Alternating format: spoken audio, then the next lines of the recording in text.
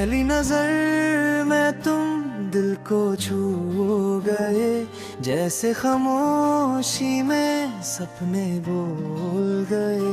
हल्की सी मुस्कान, धीरे सा असर, तुम आए तो बदल गया मेरा सफर। तुम्हारी बातों में मीठा सा जादू है, हर पल तुम्हारा ही इंतजार क्यों है। दिल को समझाऊं पर मानता नहीं, तुम बिन एक लम्हा गुजरता नहीं। शायद इसी को कहते हैं fall in love, दिल उड़ रहा है जैसे ऊपर अब। तुम पास हो तो दुनिया हंसी लगे, हर दुआ में बस तुम ही तुम रहे।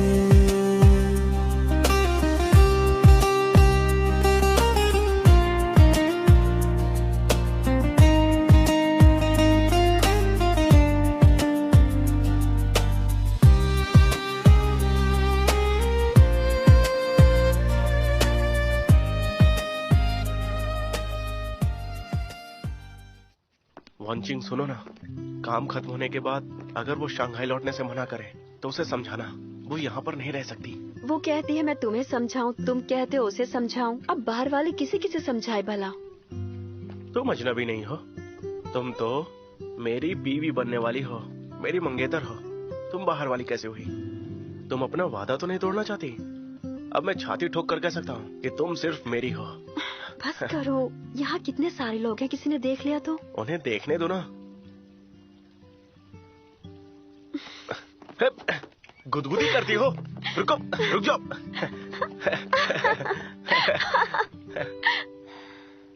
ये टेन शाओलिन तो देखने में बेशरम इंसान लग रहा है। वो ये जताना चाहता है कि उसने मू वांचिंग को अपना बनाकर मिस्टर मू को अपनी ओर खींच लिया है और उसके साथ करीबी रिश्ता बना लिया है। शु बोजुन के लिए हमें ऐसा ही साथी चाहिए। लेकिन सर, उसका शातिर दिमाग तो हमेशा कोई ना कोई चाल सोच ही लेता है। हमारा काम होते ही हम अलग हो जाएंगे। मैं तो उसका अब गन्ने की तरह पूरा रस निकालूंगा। मुझे अब जीतना ही है।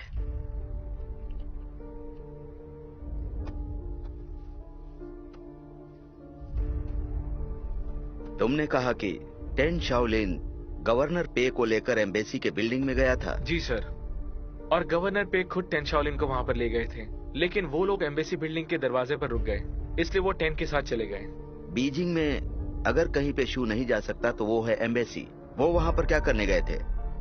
पेशू ने वहां एम्बेसी के लोगों के साथ बात की, लेकिन हमारे आदमी दूर होने की वजह से उसे सुन नहीं पाए। अगर टेन शाओलिन पेशू से मिला है तो मुझे तबाह करने की बात हो रही है। टेन शाओलिन हमेशा 3 कदम आगे की सोचता है। वो जल्दबाजी में दिखता है लेकिन उसका प्लान पहले से होता है, इसलिए इस बार भी वो तैयारी के साथ गया होगा। तुम अपने आदमी को उसके पीछे भेजो, पता करो कि टेन शाओलिन इस बार क्या करने वाला है। हो सकता है उसने मीनदा चेंग को एम्बेसी में छुपाया हो। सर, पेशू के आदमी भी एम्बेसी में नहीं जा सकते और हमारे आदमी भी कम हैं, इसलिए 2 सालों से रूस से हमारे रिश्ते बहुत अच्छे हैं। बॉर्डर पर कई लोग बिजनेस कर रहे हैं, इसीलिए एम्बेसी से वीजा लेकर बिजनेस करना कोई मुश्किल काम नहीं है। मैं समझ गया सर, मैं काम पे लग जाता हूँ।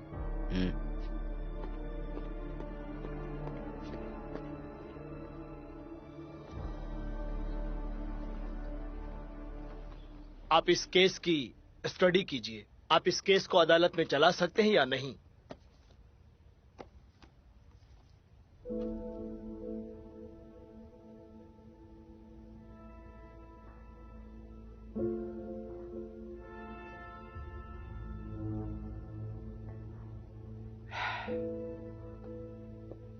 गवर्नर साहब, ये बहुत अहम केस है। अगर हमें यकीन नहीं तो हमारे कोर्ट के सारे लोग जैसे जजेस, सेक्रेटरीज, उन सब की जानें खतरे में पड़ जाएंगी। बकवास मत कीजिए। आपको पता है ना ये मेरा इलाका है। आप शू बोजोन से इतना डरते क्यों हैं? आप खुद भी तो सीनियर और अनुभवी जज हैं। गवर्नर साहब, आप हमारी मुश्किल को और बढ़ा रहे हैं। जब यहाँ सारे सबूत मौजूद हैं, तो फिर किस बात की मुश्किल है? अगर आपने ये केस फिर से नहीं खोला, तो मैं आपके लिए जरूर मुश्किल खड़ी करूंगा। आपकी अदालत के स्टाफ और उनके बीवी बच्चे सब मेरी मेहरबानी पर जी रहे हैं, याद रखिएगा जज साहब।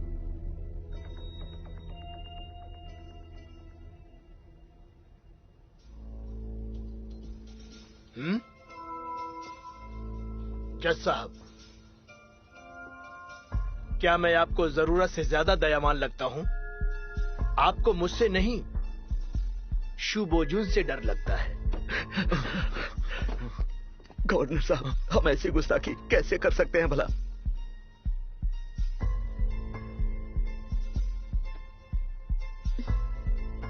तो जल्दी से रीट्रायल के लिए आदेश दीजिए। आपका परिवार सलामत रहेगा, ये मेरा वादा है। हाँ, आपका जो हुक्म, हम ये केस फिर से खोलेंगे। शू बोजुन को तुरंत आने के लिए नोटिस भेजिए, उसे बीजिंग आने के लिए और कोऑपरेट करने के लिए कहिए।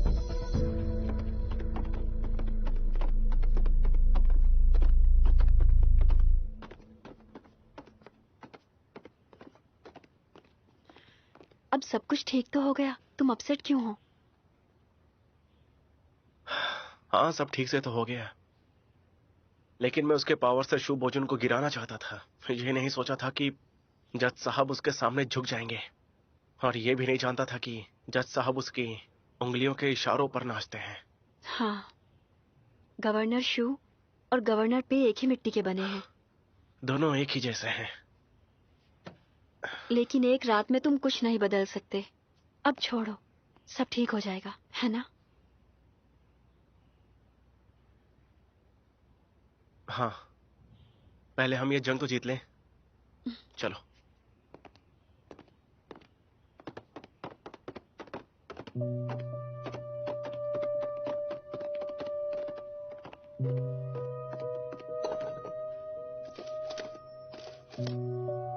हेलो, यू सिटी में गवर्नर को फोन करो।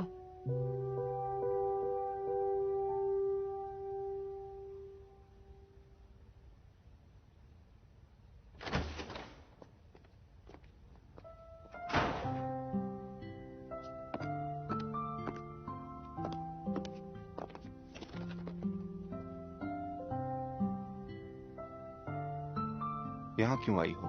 तुम्हें लगता है कि इसमें मेरी कोई चाल है? ये मेरा सर्टिफिकेट ऑफ अटेंडेंस है। इस बार मैं वापस नहीं जाऊंगी।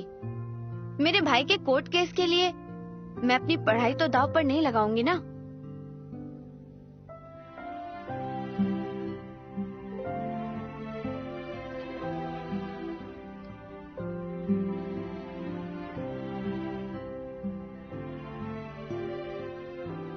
असल में यही तुम्हारा बहाना था ना? मुझे लगता है कि तुम भी मुझे चाहते हो।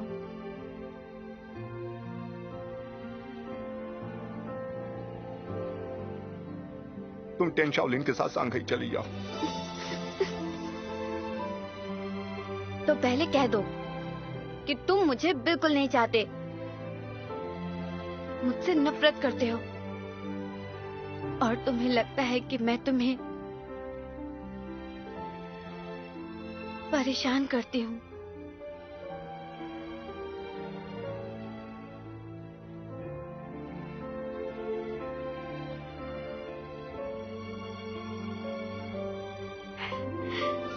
तुम चुप रहे, मतलब कि तुम नफरत नहीं करते। जान छोड़ो ना मेरी, तुम मेरे साथ खुश नहीं रहोगी। लेकिन तुम्हारे साथ ही मेरी खुशी है। समझती नहीं, ये घर एक कैद खाना है। यहाँ मेरी काबिलियत किसी काम की नहीं है। अगर तुम यहाँ रहोगी तो मेरे साथ तुम भी कैद हो जाओगी। तुम्हारी काबिलियत काम की क्यों नहीं है? अगर तुम ना होते तो इतने लोग कैसे बचते? सारे स्टूडेंट को तुमने बचाया। लेकिन तुम ये नहीं जानती कि उसके बाद क्या हुआ था। मैं जानती हूँ, तुम्हारे पापा ने उन्हें पकड़ लिया था। मैं जब से तुम्हें मिली हूँ सिर्फ और सिर्फ तुम्हारे बारे में सोच रही हूँ। इसलिए मैंने बीजिंग के अखबार भी पढ़े, तब मुझे इस बात का पता चला। अगर तुम ये जान गई हो तो ये भी जान लो कि मैंने उन स्टूडेंट्स को खतरे से बचाया था। उनको मेरे पापा के जाल में फंसाने वाला बेवकूफ भी मैं ही था, क्योंकि मैं खुद फंसा हुआ था। अब बोलो, तुम अब भी रहना चाहोगे तुम मेरे साथ?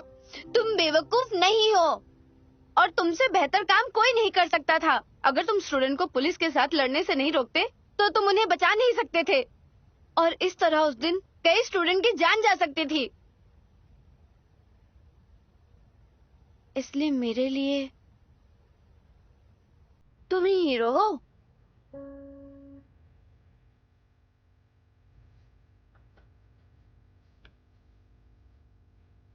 तुमने जो भी किया सब अच्छा किया।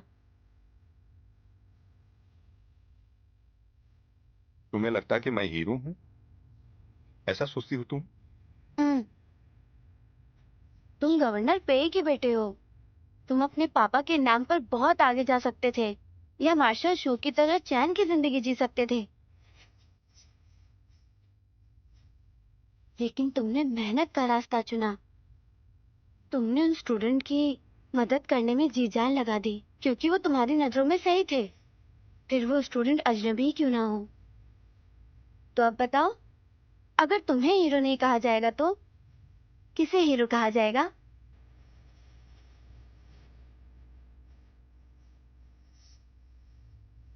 लेकिन सारे हीरो परफेक्ट नहीं होते, उन्हें भी बेबसी का एहसास होता है।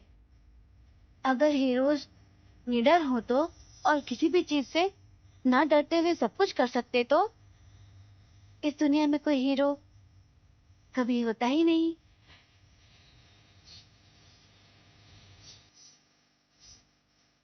Thank you. मुझे हीरो समझने के लिए थैंक यू। तो अब मैं यहाँ अपने हीरो के साथ हमेशा के लिए रह सकती हूँ ना? तुम्हें यहाँ कैद होने के बजाय एक आजाद पंछी की तरह जीना चाहिए। और तुम?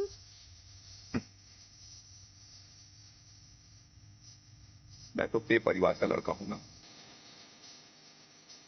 मेरी पसंद कौन पूछता है?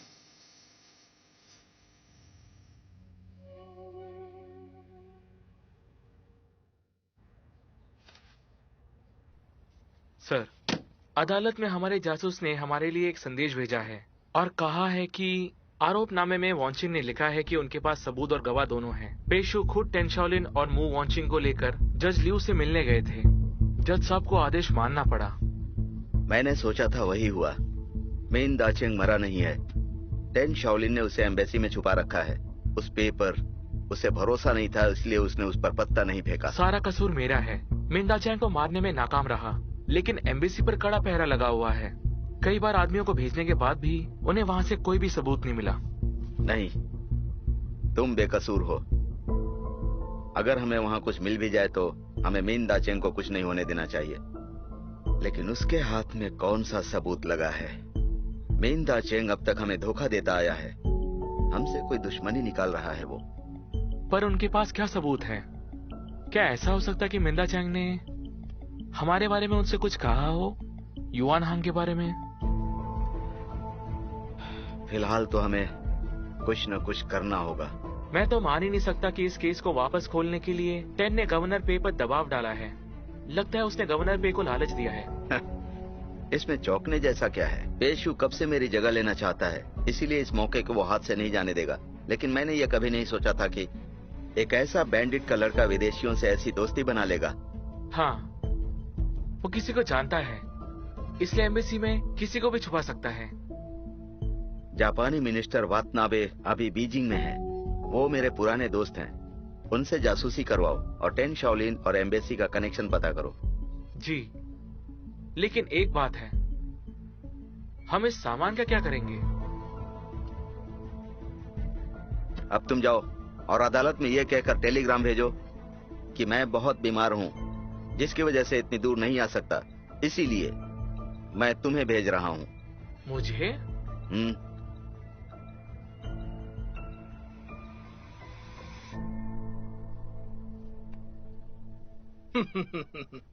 शू बोजून पुराने हथकंडों से हमें बेवकूफ बना रहा है। लगता है कि वो इस बात से डर गया है।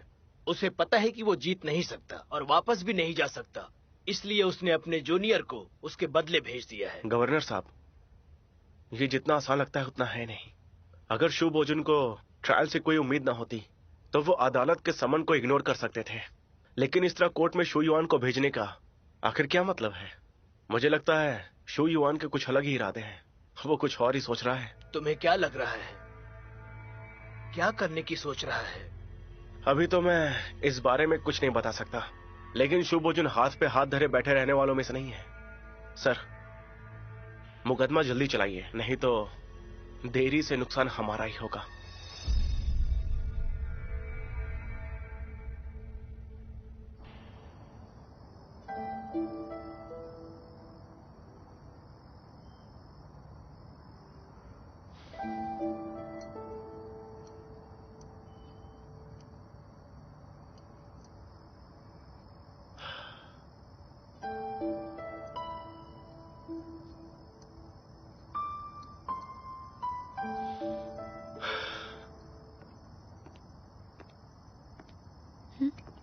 Thank you. वैसे तुम क्यों जाग रही हो? तुम यहाँ आधे घंटे से अकेले बैठे हो, क्या सोच रहे हो? यही कि शू बोजुन शू युआन को कोर्ट में क्यों भेज रहा है। मुझे दाल में कुछ काला लगता है। इस केस के रीट्रायल का आदेश आ गया है। उनके यहाँ नहीं आने का मतलब उनका गुनाह कबूल करना हुआ।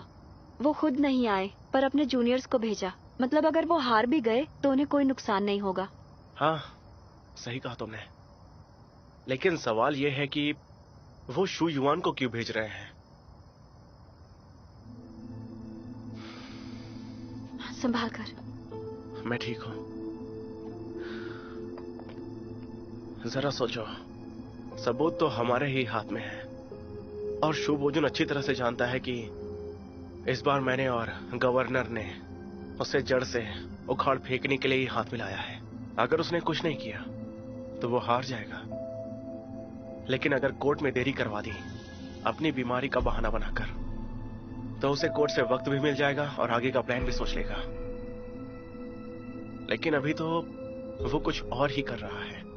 जो भी हो रहा है वो उसे देख रहा है। हाँ, ये सही कहा।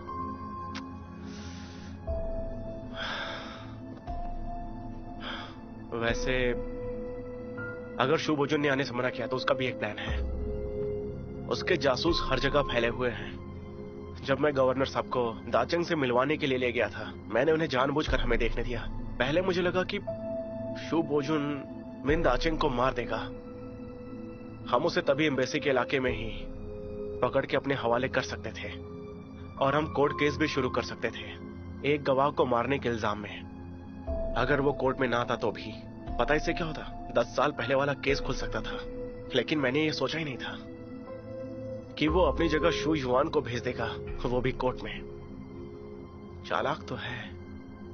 शायद शू युआन को हालात संभालने के लिए भेजा है।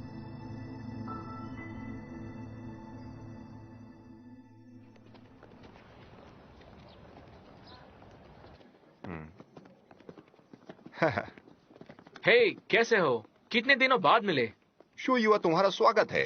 गवर्नर साहब ने लीगो होटल में तुम्हारे लिए कमरा बुक करवाया है। चलो चल के आराम कर लो। हाँ, जो बहुत शुक्रिया दोस्त। हमारे गवर्नर साहब बीमार होने से नहीं आ सकते।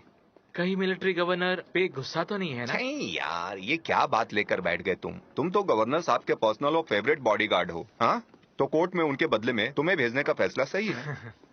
सर को उनकी सफाई देने की जरूरत नहीं है और गवर्नर पे भी यहाँ है। मुझे उम्मीद है कि कोर्ट का जो भी फैसला आएगा वो न्यायपूर्ण होगा। ऐसा ही होगा। तुम अब जाकर आराम करो। कोर्ट जाने का वक्त होगा तो मैं बता दूंगा। आओ चलो। चलिए।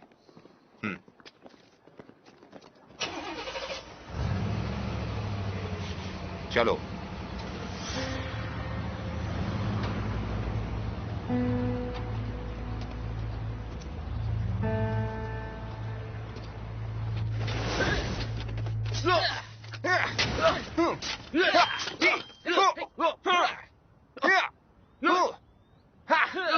निशाना टारगेट पे, नजर चौकन्नी, हमला करो।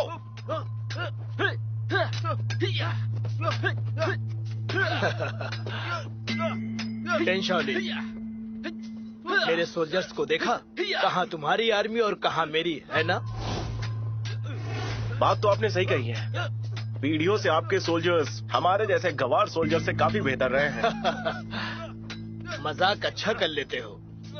तुम्हारी आर्मी अब आम आर्मी नहीं रही। शंघाई पर तुम्हारी पकड़ है और तुम तो अब मुंह परिवार के दामाद बनने वाले हो। फिलहाल तुम्हारा पलड़ा भारी है।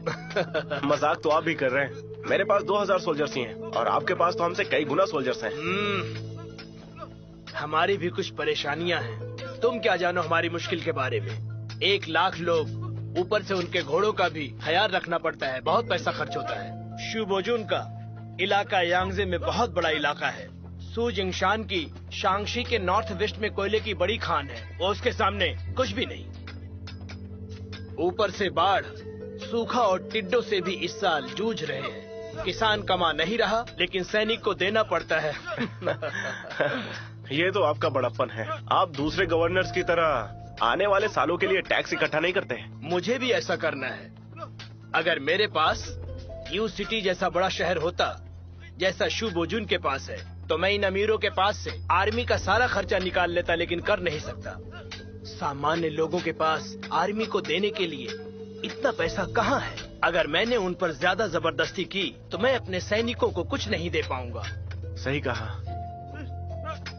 गवर्नर साहब, हम कोर्ट में शूबोजुन का केस कब से शुरू कर सकते हैं? मैं जानता हूँ ज्यादा देरी होने से मुश्किल बढ़ेगी, लेकिन हम जल्दबाजी नहीं कर सकते। ये बहुत पेचीदा केस है।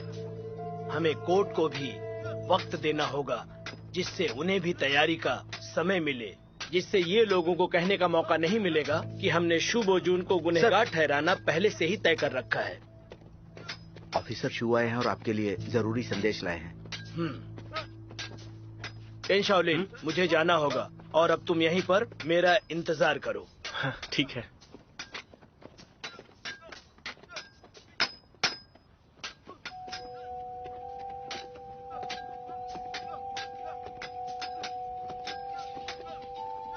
शू युवा को जुओ लेने गया है और खुद लुगो होटल में उसे ले जाकर छोड़ा है। ऑफिसर जुओ गवर्नर पे का एडजुटेंट रह चुका है, इसलिए शू युआन से भी उसकी दोस्ती तो होगी ही। गवर्नर शू युवा के साथ इतने दोस्ताना क्यों हैं, जबकि कोर्ट में इतना इंपॉर्टेंट केस चलने वाला है?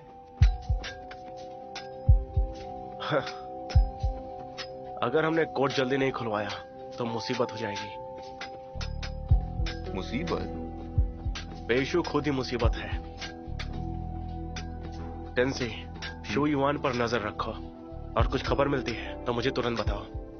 जी। तो शूबोजुन के जूनियर ने सच में ऐसा कहा? हाँ सर, कहा कि शू बोजुन की हालत आजकल ठीक नहीं रहती। शांघाई से इतनी दूर वो आ नहीं सकते हैं। टेन शाओलिन भी मुसीबत खड़ी करता रहता है। जब से वो कमांडर बना है तब से गवर्नर साहब बेचैन रहते हैं। उनको फंसाने के लिए ही उसने 10 साल पुराना केस निकाला है। अगर आप टेन शाओलिन पे बदनामी का आरोप लगाकर गवर्नर शू बोजुन की मदद कर देते हैं तो शू बोजुन ने कहा है शांघाई का अगला कमांडर आपकी पसंद का होगा।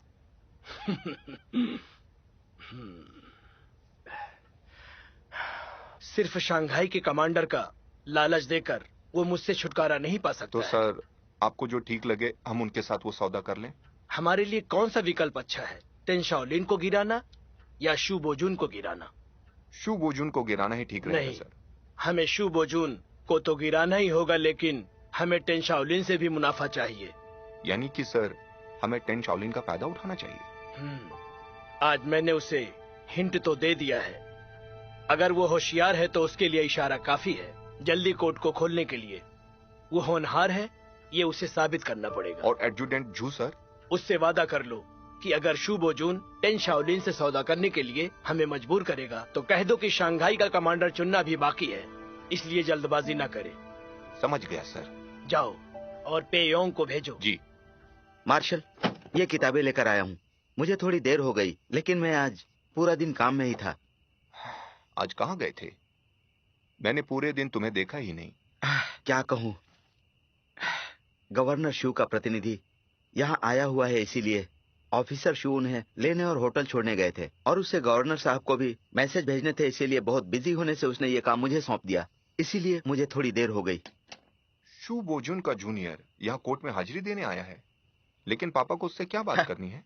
कुछ नहीं सर, ट्रायल से पहले शायद कोई बात होगी। ये बात है, मैं समझ गया। तुम जा सकते हो। जी सर। और सुनो, मिस टेन को कहो कि यहाँ आ जाए मेरे पास। उन्हें मुझे ये बुक्स देनी है। ठीक है।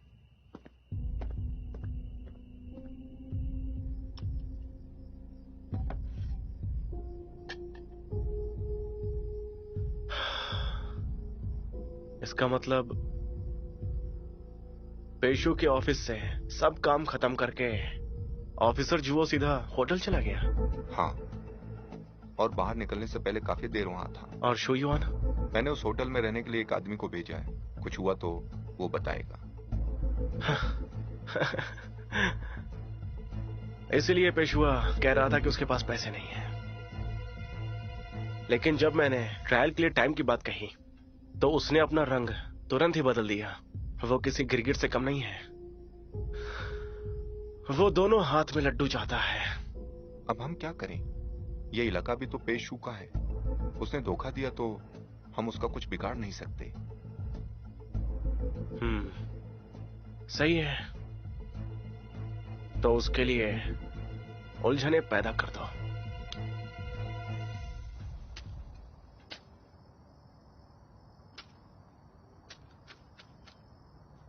भाभी, अपने घर पर रहने के बावजूद आपको जेल जैसा महसूस हो तो? तुम अपने भाई की बात कर रही हो? नहीं भैया नहीं, मैं सोच रही हूँ कि पेशाओजुन गवर्नर मेंशन में कैदी जैसा क्यों रहता है? उसकी फिक्र है। Miss ten. Hello madam, junior marshal ने आपको अंदर बुलाया है। पेशाओजुन ने बुलाया है? उन्होंने कहा है कि आपको कुछ किताबें दिखानी है। जाकर कहो कि वेट करे। ठीक है, लेकिन आप उनके पास जल्दी जाइएगा।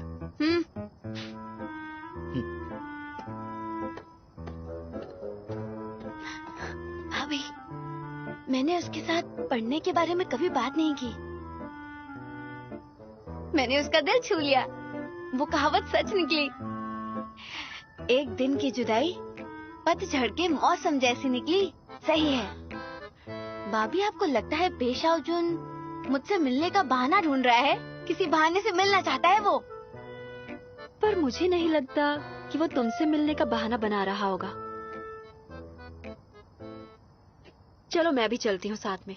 इतनी रात को तुम्हें अकेले नहीं जाना चाहिए। सच? ये हुई ना मेरी भाभी। तुम चिंता मत करो।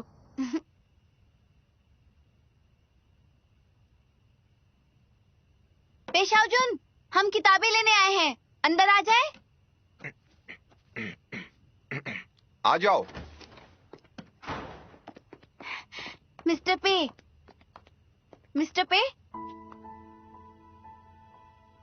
तुम गलत मत समझना। बहुत रात हो गई थी तो मुझे लगा कि इसे अकेले नहीं आना चाहिए, इसलिए मैं आ गई। मैं नहीं चाहती लोग बातें बनाएं।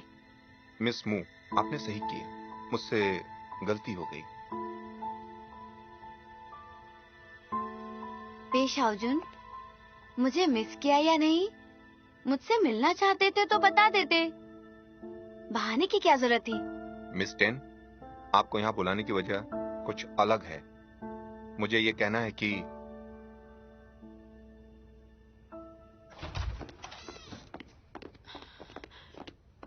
इतनी रात में तुम कहाँ जा रहे हो?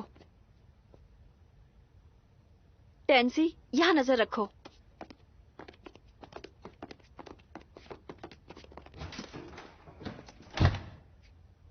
क्या दिन आ गए हैं ये। शांघाई के कमांडर को भी बीबी की बात सुननी पड़ती है। क्या बात है? मैं मार्शल पे के कमरे से आ रही हूँ। पता लगा कि पेशुन शू युआन के कांटेक्ट में है।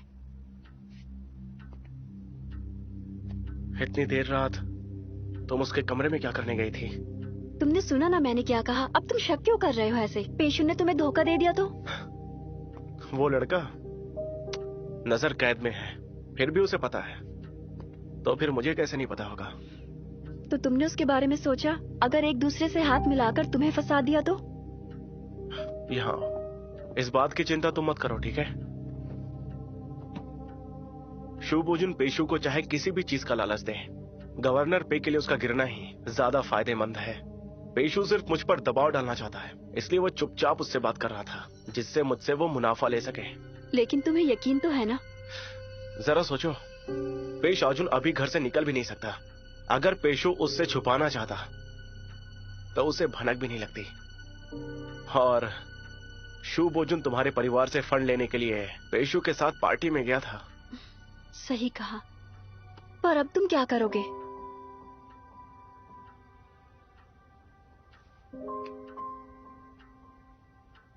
मुझे लियाओ के पास जाना होगा और एम्बेसी से कहकर विदेशी अखबार में शू बोजुन के केस का आर्टिकल दूंगा। इस खबर से केस को शुरू करने के लिए शू बोजुन पर दबाव बढ़ेगा। नहीं, इतनी सख्ती मत बरतो। ज्यादा प्रेशर दिया तो शू बोजुन से निपटने के बाद वो तुम्हारे खिलाफ हो जाएगा। जैसा वो चाहता है उसी तरह उसको पैसे देंगे हम। अगर हमने उसे पैसे दे दिए तो वो हमें वापस जाने देगा। वॉन्चिंग, ये अमाउंट बहुत बड़ा है। छोड़ो ना, हो जाएगा। तुम दोगी क्या? पता है, एक बार तुमने कहा था कि तुम हमेशा के लिए मेरे हो। मैं तुम्हारा ख्याल रखूंगी। अगर तुम ऐसा करोगी तो मैं रास्ते पर आ जाऊंगा, और इससे तुम्हारे पापा सहमत होंगे? मेरे परिवार में अब मेरी ही चलती है, और इस केस के बाद हम गवर्नर शू बोजुन के दुश्मन बनने वाले हैं। अगर पैसे देकर हम पेशुन को अपनी साइड कर लें तो अच्छा होगा ना?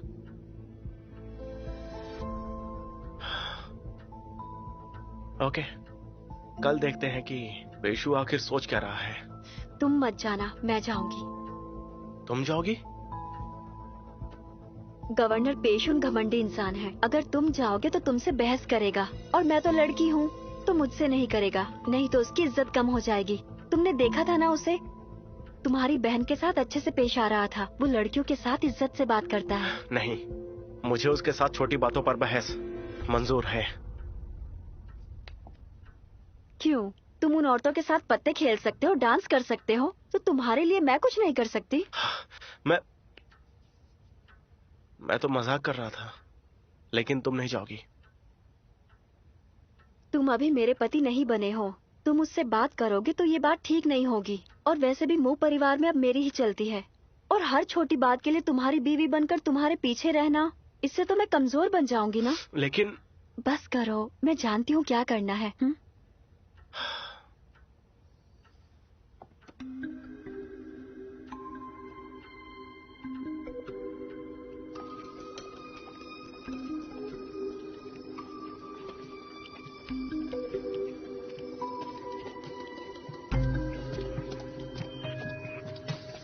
दरवाजा खोलो।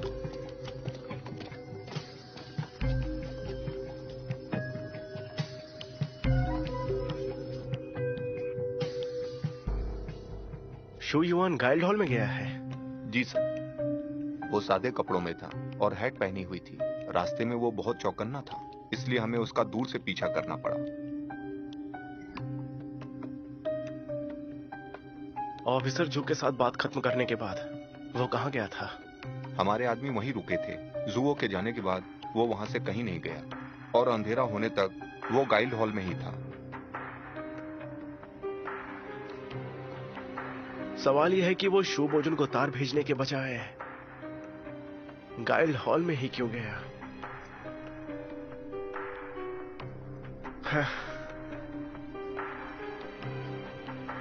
शू बोजुन बीजिंग में ही है।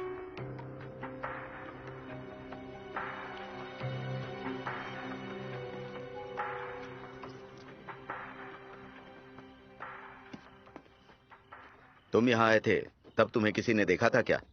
फिक्र मत कीजिए, मैं छोटी गलियों से निकलकर यहाँ पर पहुँचा हूँ, और किसी ने भी मुझे यहाँ आते नहीं देखा। हाँ।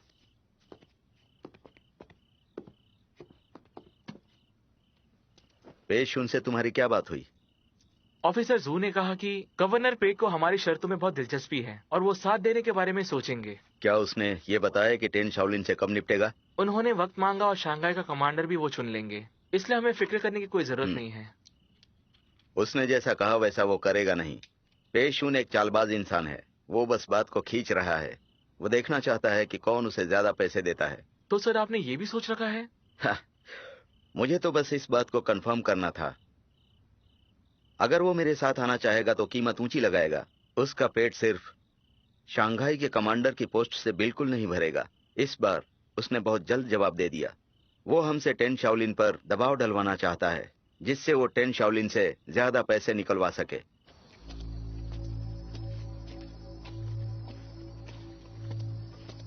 रुको, क्या ले जा रहे हो? बस गर्म पानी लेके जा रहा हूँ सर। इसे यहीं छोड़ दो। अब तुम जाओ यहाँ से। ठीक है, मैं जाता हूँ। हाँ, थैंक यू।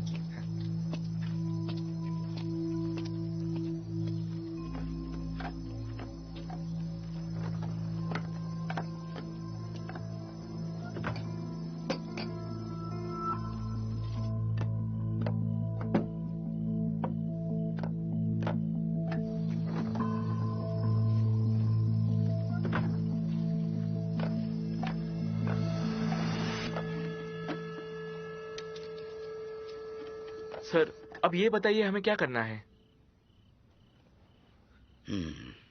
अगर टेन शाओलिन गवर्नर पे को खुश नहीं कर सकता तो गवर्नर पे ये कोर्ट का केस शुरू नहीं करेगा। हम उसे अभी भी अपनी ओर खींच सकते हैं। अगर टेन शाओलिन और पे के बीच कोई समझौता नहीं हुआ तो हमें मिन दाचेंग को मारना होगा। गवाह के बिना उसका केस खोखला हो जाएगा और इससे हम अभी भी बच सकते हैं। लेकिन एम्बेसी पर सख्त पहरा है सर। हमने वहां मिंदा चैंग का पता लगाने के लिए आदमी भेजे थे, लेकिन कुछ नहीं मिला। इसलिए मिंदा चैंग को ढूंढ कर मारना आसान नहीं है। और उस वातानबे से कोई खबर मिली क्या? और हाँ, टेन शाओलिन और एम्बेसी के बीच का कनेक्शन क्या है, पता लगाया? मिस्टर वाटनवे ने कहा कि रूस के मिनिस्टर टेन शाओलिन को नहीं जानते। उनका एक दोस्त अभी अभी आया है और वो शायद ग्वांगजाओ से है। ग्वांगजाओ से है? वो बगावती आर्मी के साथ जुड़ा है? अगर ऐसी बात है तो टेन शाओलिन का कनेक्शन उतना मजबूत नहीं है। वह दुश्मन के साथ मिल गया है। शायद नहीं भी। अगर इससे पहले टेन शाओलिन बगावती पार्टी से नहीं मिला तो ये कौन सा नया रिश्ता है? अब मुझे याद आया, ग्वांगजाओ को उन्होंने मार ही दिया था। जब शंघाई कमांडर ने सेलिब्रेशन पार्टी रखी थी तब मैंने टेन शाओलिन को पार्टी के आदमियों को पकड़ने के लिए कहा था। शायद तब से वो बगावती पार्टी पर दया दिखा रहा है। अगर ये सच है तो टेन शाओलिन उनसे मिल गया है? नहीं, वो दुश्मन के साथ हो या ना हो फर्क नहीं पड़ता। फिलहाल तो हमें मिन दाचेंग को मारना होगा।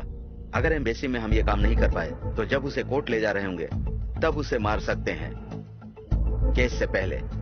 समझ गया सर। इस टाइम कोई गड़बड़ नहीं होगी।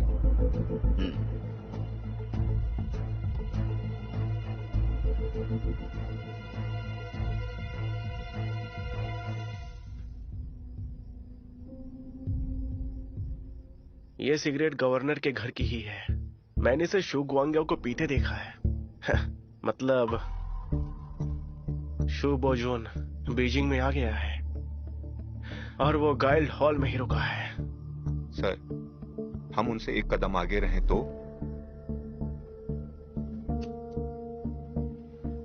इतनी जल्दबाजी करना ठीक नहीं है।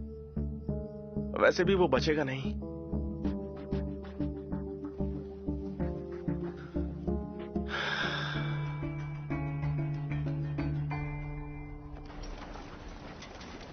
कई सालों से बॉर्डर पर व्यापार बंद है और शंघाई में भी मूव चैम्बर्स की शॉप्स बंद हैं। वहाँ सिक्योरिटी के लिए आदमी रखे हैं, लेकिन अब वहाँ एक बॉर्डर खुल गया है। इसलिए मैं चाहती हूँ हमारी बंद दुकानें खुल जाएं। और मैंने सुना है आजकल व्यापार में भी बढ़ोतरी हो रही है, मुनाफा ज्यादा है। इसलिए मैं नॉर्थ में बिजनेस बढ़ाना चाहती हूँ, क्योंकि साउथ में फिलहाल जंग छिड़ी हुई है। मुझे नहीं पता कि मू परिवार का बीजिंग में इतना बड़ा कारोबार है। तो मिस मू, आप मुझसे बात करना चाहती थी? और कहीं बीजिंग में दुकान खोलने का तो इरादा नहीं है? साउथ में हमारे मू परिवार का बड़ा नाम है। नॉर्थ के लिए हमें पहचान बनानी पड़ेगी। लेकिन आपकी बात अलग है। आपका तो नाम ही काफी है। इसलिए बीजिंग में मैं अपना बिजनेस करना चाहती हूँ और मैं चाहती हूँ कि आपकी भी उसमें कुछ हिस्सेदारी हो।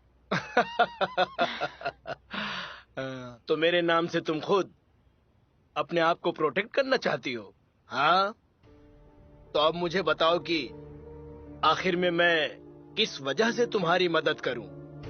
पहली बात तो ये है कि आपको मुझे कुछ नहीं देना। सारा काम मैं करूंगी। प्रॉफिट का 20% मेरा होगा और बाकी का मैं आपको दे दूंगी। तो इससे तुम्हें क्या मिलेगा? मैं तो बस मेरे भाई के केस में आपकी मदद कर रही थी, मेरे परिवार के न्याय के लिए। समझा, लेकिन तुम्हें इतना सारा करने की जरूरत नहीं है।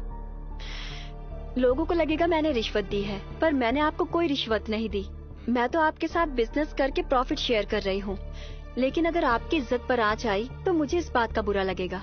इसलिए आपको मुझसे हिस्सा लेना ही पड़ेगा ताकि लोग आपके बारे में बातें न बनाएं। और वैसे भी मुझे लोगों की परवाह नहीं। मिस मू, लगता है आप सब सोच विचार करके यहाँ आई हैं। कम से कम टेन शाओलिन को बहुत ही होशियार और काबिल औरत मिली है। तो अब से मैं आपकी हाँ समझू ना? जल्दबाजी मत कीजिए। मैंने देखा है कि बीजिंग में आपकी दुकानों में कई आदमी बचे हैं, इसलिए मैं आपको 10% मुनाफा दूं तो कैसा रहेगा? ठीक रहेगा, आपको जैसा ठीक लगे। मिस मू, आप होशियार तो हैं ही, सच्ची भी हैं। इसलिए इस ऑफर को मैं नहीं ठुकरा सकता। हम सच में खुशनसीब हैं कि आप हमारे साथ हैं।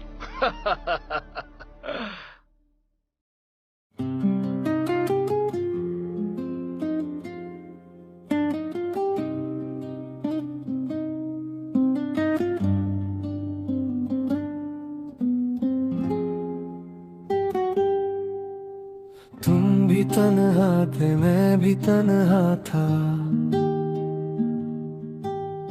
खामोशियों का एक रिश्ता सा था। भीड़ में रहकर भी खो गए थे हम। दिल के शहर में अंधेरा बसा था। फिर एक दिन तुम यूं सामने आए, जैसे सर्दी में धूप मुस्कुराए।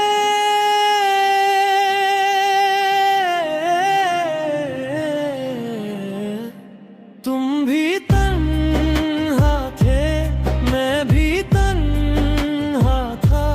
मिलके लगा जैसे घर मिल गया। कुछ पल के लिए ही सही, मगर दिल को जीने का सबब मिल गया।